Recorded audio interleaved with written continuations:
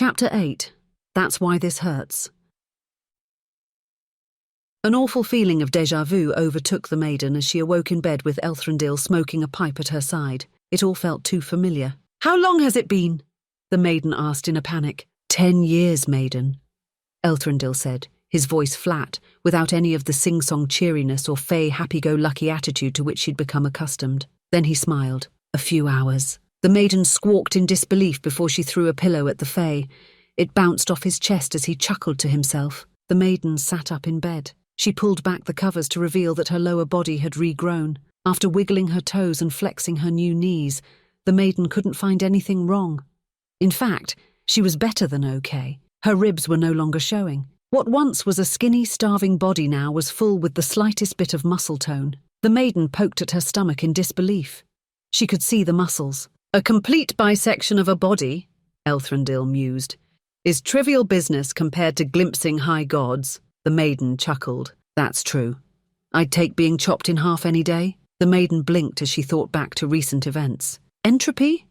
Is she—" "With Ishin," Elthrendil answered. "They'll be expecting you. Ishin left a dress in the closet." The maiden smiled. If Entropy was here with Ishin, then it worked. Their plan had succeeded. Hope, the likes of which the maiden had never felt, rippled through her heart. Not only did she finally help somebody, but she was not alone. There was at least one other being who partially knew what it was like to be her. They shared something that nobody else did. The maiden added something good to the world. That thought made her smile. "I'll escort you to Ishin," Elthrendil said, rising. "At the moment, she's on house arrest for her actions at the Steels. So are you, for that matter. The High Gods are still deciding on a punishment for our reckless disobedience. However, I don't believe either of you will mind being stuck in one place together." "Probably," the maiden said, blushing. "Maiden," Elthrendil said, "after today things change." He spoke slowly, choosing each word with care. There was an emotion in his voice that the maiden couldn't quite identify. Frustration? Regret? Elthrendil had not been one to ever outwardly show either of those things. "I am being summoned to give my report to the High Gods themselves. While I am there, I shall be honest in my reports." "I understand. Behave yourself while I'm away," the Fae said as he approached the door. "While I believe that we have achieved something great, monumental, in the grand scheme of things, the High Gods are cautious beings. The possibility of 2 ether eaters penetrating their ranks is unacceptable to many of them. Ishin believes they may take drastic action." He opened the door to the room, made a step to leave, then stopped. Elthrendil waited a beat before turning back to the maiden. "Don't make me hurt you. You've already sliced off all my limbs at least a dozen times, Elthrendil." "Touché." He stepped out of the door. "Wait, Elthrendil." The Fae popped his head back into the room. "I'm starving. Can we get food before stopping by Ishin's?" "I'm sure she'll have food," Elthrendil said. "Now get dressed." The maiden waited in front of Ishin's door with Elthrendil. With one hand, she gripped her dress. The fabric was midnight itself, blacker than shadows, shimmering faintly with an iridescent sheen that caught the faintest light like starlight on water. The neckline curved elegantly, its shape perfectly framing her collarbone. Delicate embroidery of silver thread cascaded down the bodice, adding a touch of colour to the darkness. Around her waist, a narrow band of golden silk accentuated her figure. Ishin had also left her jewellery. The maiden had been unsure about some of the pieces but decided to wear them anyway. Now, they adorned her like fragments of the night sky, impossibly beautiful and perfectly suited to her. Around her neck rested a delicate necklace of opals, each stone shimmering with hidden hues of blue, green and violet that seemed to shift with the light. From her ears hung teardrop earrings of obsidian and diamond, the contrast catching the light in dazzling, fleeting glimmers. Slender bangles of silver and onyx coiled gracefully along her wrist. They had been a little small, but the maiden bent the metal in and out of shape with her hands until they fit perfectly. Although the crowning piece was a ring on her right hand, a single moonstone encircled by tiny amethyst stones which gave off a soft glow. Together, the jewellery gave off an air of otherworldly majesty that the maiden was unsure if she matched. Certainly the dress and jewellery had made all eyes fall upon her, the people in the halls, the guards that surrounded Ishin's apartment, and even Elthrendil, when she had first emerged from her room, all held their gaze upon her for longer than usual. "That's saying something," the maiden thought in front of Ishin's door. "Most people go out of their way to stare at me." Ishin stared too when she opened the door. Her eyebrows raised, she changed colour and stood in silence for a minute. The maiden did not know what to do. "Hi," she said at last. "My word," Ishin said. "Perhaps we need to, outfit you like this more often. It suits you?" "Is she here?" the maiden asked. Ishin nodded and led her inside. It was midday with sunlight streaming into the room. The maiden saw Rose Hollow bustling outside the windows. She saw that Ishin's kitchen was filled with pastries of all different kinds. Fresh tea leaves were nestled in a bowl amongst them. The maiden's nose followed the smell of tea until she found a woman sitting at the table. Her long black hair was feathered down to her hips in swirling waves. It fit the aura of elegance that surrounded her. The way she sat was like that of a royal. A few had come by over the years to visit Ishin for any number of various reasons. Like those royals that the maiden had watched from afar from high windows overlooking secluded balconies, she sat with the grace of a queen on her throne, her back straight as an arrow. Every movement, even the slight tilt of her head towards the maiden as she entered, was deliberate and poised, as though choreographed by centuries of tradition. Her hands rested lightly in her lap, fingers relaxed but precise. Everything about her was refined in a way that, to the maiden, mirrored Ishin. The maiden noticed her dress was less formal. It flowed around her in soft, airy layers, its fabric alive with vibrant floral patterns that seemed to bloom anew with every step she took. Wildflowers in shades of crimson and gold intertwined, creating a mural of natural beauty. Around her neck and wrists gleamed golden jewelry, simple yet radiant, catching the sunlight as she sat. The necklace, a delicate chain with a flower-shaped pendant, finalized her easy, flowing attire. The woman's red lips curled into a smile as she saw the maiden. Her eyes, surrounded by blood-red eyeshadow, took on a new sheen. With a simple, graceful move, the woman was standing. As the sunlight caught her flesh, the maiden realized that the woman's skin was as alabaster as when she fought her in the valley. It froze her for a moment. Black-painted nails reached out to the maiden at that moment. She hadn't been expecting a hug. As those fingers wrapped around her, she thought that perhaps this had been a trap. But no. The woman brought the maiden in close to her. She was a good foot taller than the maiden, and easily completely wrapped the maiden in her frame. Her skin smelled of amber, her skin soft, new feeling. To the maiden, as she embraced the woman, there were so many sensations that the maiden began to feel dizzy. "Thank you, sister," she said into the maiden's ear. Her voice was a honeyed alto, smooth and warm, flowing effortlessly like a sap from the trunk of an ancient tree. You're welcome," the maiden stammered from within her. "Anything, sister." "It was brought to my attention that you are also fond of tea," Entropy said, pulling backward. "Would you join us?" "Well," the maiden said, looking back to Ishin for guidance. Ishin was standing a few paces behind, beaming, her face the portrait of elation, as Elthrendil stood with a half-smile. "We are under house arrest, I think, so I have nowhere to be." This caused Entropy to laugh. It was a floating, easy laugh that had a soothing quality to it, like being enveloped in a cool spring breeze. The maiden gazed at Entropy in confusion. She hadn't learned to laugh for weeks after she woke up the first time in Ishin's tower. This whole experience was different. Without saying anything, the maiden slid into an open seat as Ishin and Elthrendil found places of their own. "Please do not think me boorish, sister," Entropy began, "but my brain makes endless questions for you." No, I understand. When I first was here, I had so many questions, maybe more than you have right now, Entropy. Please ask me anything." "Oh, sister, please don't call me that," the woman said, frowning. "My name is Lorelei." "Sorry," the maiden said quickly. "That's a lovely name. Did Ishin give it to you?" "No, my parents," Lorelei replied. The maiden asked what she meant. That's when Lorelei began to describe her life before becoming an ether eater. She had been a princess in a city known as Verinthia on the Ring of Quelling. Lorelei spoke of rolling fields full of waving grasses, vast stretches of untamed sky with violet clouds, and even forests whose mud grew vibrant magenta flowers that bloomed for miles. Lorelei described how she would often watch the sunrise on the lands near the royal palace. Her days were filled with the rhythm of royal life, mornings spent amidst scholars in the library's vaulted chambers, afternoons weaving through the perfumed gardens that were frequented by diplomats from distant lands, and evenings presiding over grand feasts or speaking with her parents and siblings. That was what stunned the maiden most. Parents. Siblings. Lorelei wasn't a monster. She had been a person. Was I once a person? The thought corkscrewed its way into the maiden's brain as the conversation continued forward. Occasionally she would glance at Ishin, who was all smiles. Does she know why Lorelei is like this? After hours of conversation and glances, she could not tell. The only thing she knew was that the world beyond Rose Hollow was far murkier than she ever believed. "You rode on a dragon?" the maiden asked later, between bites of pastry. They had done little to ease the hunger that pressed into her stomach like a jagged spear. Already an entire tower of them had fallen to her appetite. "Rode would imply I had control," Lorelei said. "I was carried like a child carries a stone.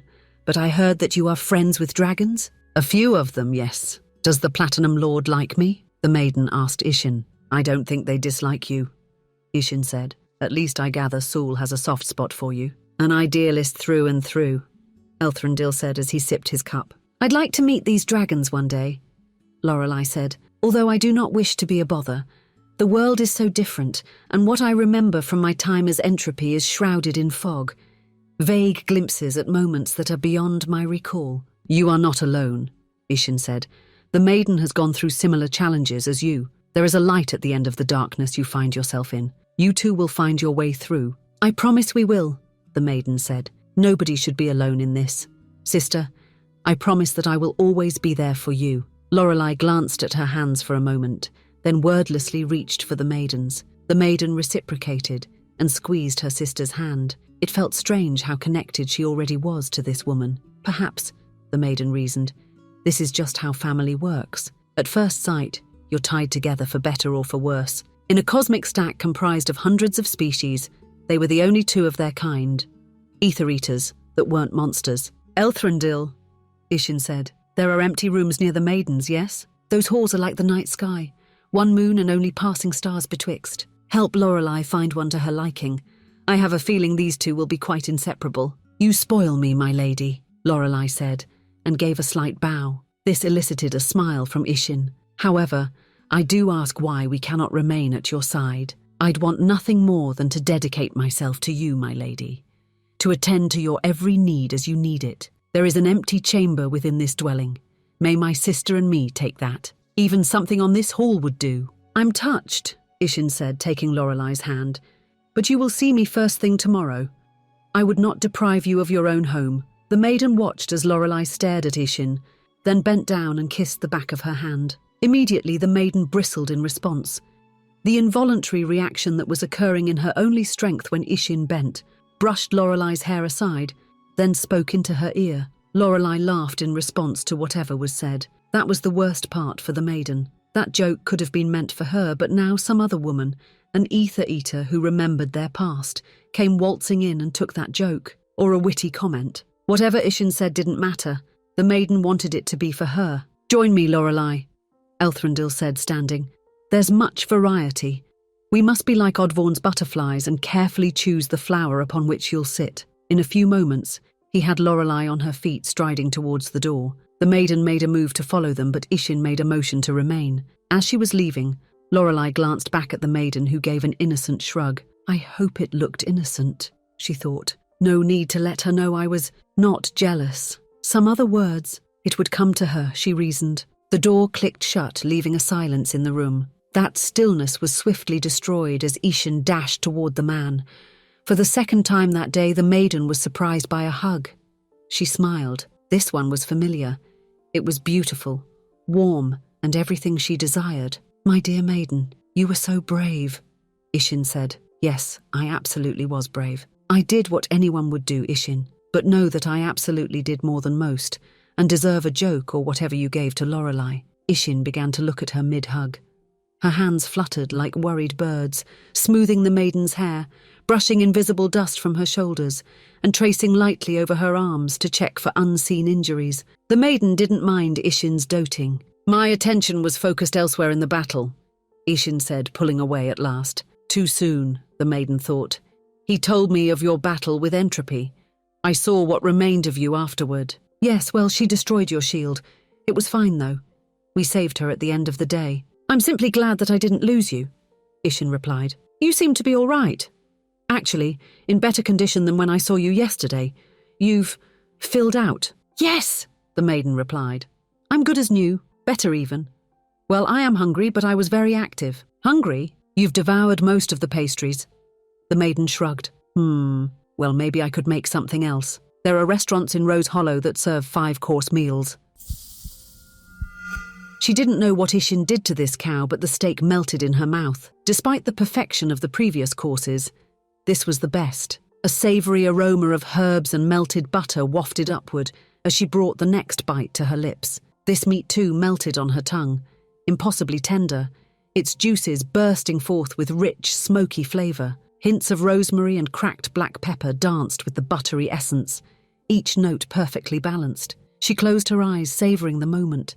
The taste so divine it seemed almost unreal, like tasting the very idea of perfection. More wine? Ishin asked as she stepped next to the maiden. After a simple nod, the goddess poured another glass of the azure blue Shiraz. It smelled of elderberries, pine forests and lavender. The maiden brought it to her mouth between bites of the meat. Wine was something the maiden knew little about, but she knew that this one was terrific. All the flavours blended together in a harmony that allowed her to drink it like spring water. "Where did you find this?" the maiden asked. "It was a gift from a friend," Ishin said. "They told me to drink it after a great victory." Their night continued around the dinner table, where Ishin continued to dazzle with her talents. They talked about their dreams, their excitement surrounding Lorelei and what her arrival could mean for not only them but the rings. In between bites of chocolate mousse, they laughed about what Quellion would say now that there were 2 ether eaters. As the sun began to set, they lit candles. The maiden watched Ishin in the flickering candlelight. Her silver, shimmering form took on an otherworldly beauty as the light dimmed. The maiden unconsciously spoke in soft whispers, in fear that her words might exorcise this ethereal spirit from her presence. Yet Ishin remained laughing, musing, and smiling with her. They moved to Ishin's bookshelves, where Ishin regaled the maiden with stories of the rings. She told the maiden of the Ring of Quelling and all that Varinthia had once held. Her stories turned to faraway places vastly different from Rose Hollow, places where the sun never set, places where the plants burrowed beneath the world every night due to the fire rain that came during dawn, places where the people did count past 3. Apparently, there was no concept beyond 2. The maiden could relate to their way of thinking that night. As she sat listening to Ishin, she started to understand the world a little better. Nobody had true solace in this world that she called home. As Ishin talked, she realized that everyone was running around trying to secure a small patch of peace in the chaos, not just now in the turbulence of the Titanic Wars, but in all eras. Money, wealth, and power for many were tools used to secure solace. But as she stood in that flickering candlelight, the maiden saw another way, Ishin's way. Community, love, and belonging were as much, if not better, tools than those she had seen. They were the cords that bound together other good people, enough happy things to wrench from the chaos a morsel of peace. Monsters did not have it because who would join with a monster, a beast of destruction, in the struggle for solace? Now, there was Lorelei, yes. But even still, after all that had happened, the maiden realized her solace never left her. The thing that gave her the serenity to close her eyes at night was here in the candlelight. She spoke with beautiful words and hopeful eyes that made the maiden yearn for more. Why indeed leave her side? How could a monster leave the thing that gave it a home? No, that wasn't the right question. As the maiden listened, she knew it was more than that. How can I leave the person that I want beside me? The maiden knew she didn't need to count past 2. As long as Ishin was beside her, everything would be all right. They migrated back over to the couch and the chair, as was done so many times in the past. Their words with each other were gentle, but there was nothing else beneath. The maiden knew there would be no harsh words, nothing regarding anything else in the world, because that did not matter anymore. How could she have ever cared what strangers thought of her? They were the third in an equation that only had room for 2. I wasted hours lamenting to her, the maiden realized, when I could have been in her presence. We wouldn't have needed to talk. I would be happy even reading Nicholas's books if she was sitting next to me. The maiden blinked. She was sitting in the chair while Ishin sat near the couch nearest to the window. Starlight and the cool glow of Rose Hollow painted her along with the candlelight. The maiden finished her wine with a quick sip. She stood up, somewhat shakily, and approached the couch. Ishin paused her speaking as the maiden sat next to her. Her earrings chimed as she turned to gaze at Ishin, whose face was flustered. "Was I boring you?" Ishin asked. "No," the maiden said. "This was just the better seat." "Right," Ishin said. "Did you enjoy the meal?" The maiden nodded in spite of the fact that she was still hungry. Those pangs of hunger held no sway over her now, though. They were as far off and meaningless as the people below. "I'm glad," Ishin said. The goddess smiled at her as she met the maiden's eyes. The maiden did not look away. She began to reach one hand forward. "Lorelei will need our help tomorrow," Ishin said. "Tomorrow, yes," the maiden replied. She stopped moving. "While I'd like to stay and chat all night, you should rest. Your day tomorrow will be long." "I don't want to sleep," the maiden said quietly. "I've been sleeping for years." "You did just fight an ether eater, maiden. Most would probably say that wipes out any rest you had stored over those years." "Maybe, Ishin," the maiden said. Her tone was flat, not forceful, but matter of fact. "I was sleeping long before entropy and the Colosseum." "I don't understand." "When you finally wake up, it's hard to go back to sleep." "You have to," Ishin said, momentarily shifting her focus out the window. "We have to end tonight and move on to tomorrow." "I don't know if we do." "Maiden, I'm tired," Ishin said, turning back to her. This was not a shout, but her normal speaking volume did carry more weight amongst the candles and starlight. The maiden frowned. "That's a lie. You don't get tired." "I have recently undone the magics of Titans to save an ether eater," Ishin said. "There are exceptions." "No," the maiden replied. "That's not it. What is going on with you?" "I don't. Why do you always drive me away, Ishin?" The high god paused. She pursed her lips as she contemplated. The contemplation lasted seconds, which was far longer than the maiden had ever seen Ishin pause for before. Eventually the goddess stood. "There are rules we must follow," Ishin began. "Not simply us, but everyone. I am under far stricter rules than you because, maiden, I am not mortal. My being is not limited to this room with you at this moment, because I am a servant of the world. Not only this world, but all worlds on the cosmic stack. I can show no favoritism, maiden. If you stay, others may get the wrong idea." The maiden rose from the couch then. Her handles trembled slightly, but she pushed onward through it all. "All the things you told me under the steel were true, right? Maiden, tell me they were true." "You know they were," Ishin said. "Every single thing I said to you was true, maiden. However, maiden, I can't be what you want me to be. I've done all I can tonight. Everything I can do. You have to be okay with that." "I don't think you're okay with it," the maiden said. She took Ishin by the hands. In the moment, she couldn't tell if she or Ishin or both of them were trembling, but at least one of them shook. The maiden gripped Ishin tight. Ishin did hold her back. "I want to stay here, Ishin." "You can't," Ishin whispered. "Why?" the maiden whispered. She drew herself closer to Ishin's eyes. Those blue, beautiful eyes that didn't see her as a monster. Ishin's eyes turned grave. Hard. They steeled themselves in a way the maiden hadn't seen before. The maiden yelped as Ishin pushed her backward. Although not strong, the shock was enough to send the maiden back onto the couch. It was worse than the bisection. "I am a high god. I am a constant of the universe." Ishin stared at the maiden with a face so neutral and placid. The maiden could have mistaken it as the face Ishin put on to walk the halls of the tower. The maiden could not read anything on her face. Ishin gave her nothing. "I don't have emotions," Ishin said. "I cannot love you." "But I love you," was the only thing the maiden could say in response, with a voice so weak it was barely audible. "That's why this hurts," Ishin said. The space around the maiden folded as Ishin shot forth a burst of magic. She was sitting on her bed in her room. It was dark. There were no lights inside. The maiden screamed and for the first time knew heartbreak.